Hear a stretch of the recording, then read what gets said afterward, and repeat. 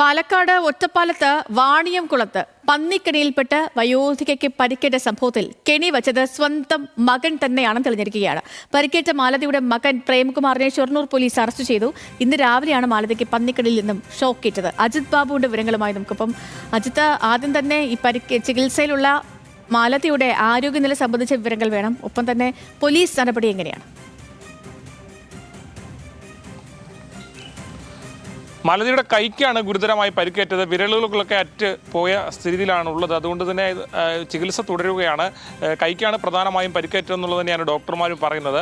ഈ പോലീസ് ഈ പ്രദേശത്തെത്തിയപ്പോൾ തന്നെ പോലീസിന് ചില സംശയങ്ങൾ തോന്നിയിരുന്നു.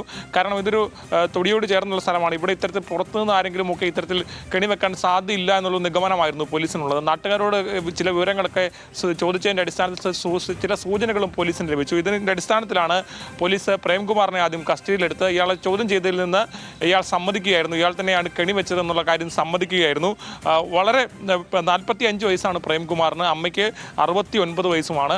ഇത്തരത്തിൽ നമ്മുടെ സമൂഹത്തിൽ ഇത്തരത്തിലുള്ള സംഭവങ്ങൾ ആവർത്തിക്കപ്പെടുന്നുണ്ട് എന്നുള്ളതാണ് ഇത് കാണിക്കുന്നത്. കാരണം നമുക്കറിയാം, നിലമ്പൂര് ഒരു കുഞ്ഞിൻ്റെ ജീവൻ നഷ്ടപ്പെടുന്ന വളരെ കുട്ടിയായിട്ടുള്ള ഒരാളുടെ ജീവൻ നഷ്ടപ്പെടുന്ന സാഹചര്യം ഉണ്ടായി. പിന്നീടും പല ജില്ലകളിൽ നിന്ന് ഇത്തരത്തിലുള്ള വാർത്തകൾ വന്നു. ഇപ്പോൾ ഇതാ പാലക്കാട് നിന്നും ഇത്തരത്തിലുള്ള സംഭവം ഉണ്ടായിരിക്കുകയാണ്. ഇതിൽ അമ്മയ്ക്ക് തന്നെയാണ് മകൻ വെച്ച പന്നിക്കെണിയിൽ പരിക്ക് പറ്റിയിരിക്കുന്നത് എന്നുള്ളതാണ് പ്രധാനപ്പെട്ട കാര്യം.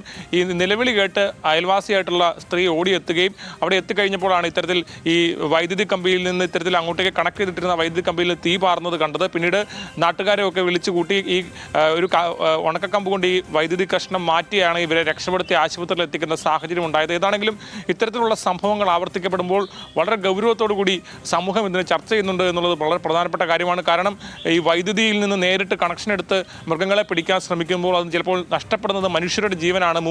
നമുക്ക് മുമ്പിൽ ഉദാഹരണങ്ങൾ ഉണ്ടായിട്ടും പിന്നെയും ഇത്തരത്തിലുള്ള സംഭവങ്ങൾ ആവർത്തിക്കപ്പെടുന്നു എന്നുള്ളത് സങ്കടകരമായ കാര്യം കൂടിയാണ്. സേതുലക്ഷ്മി.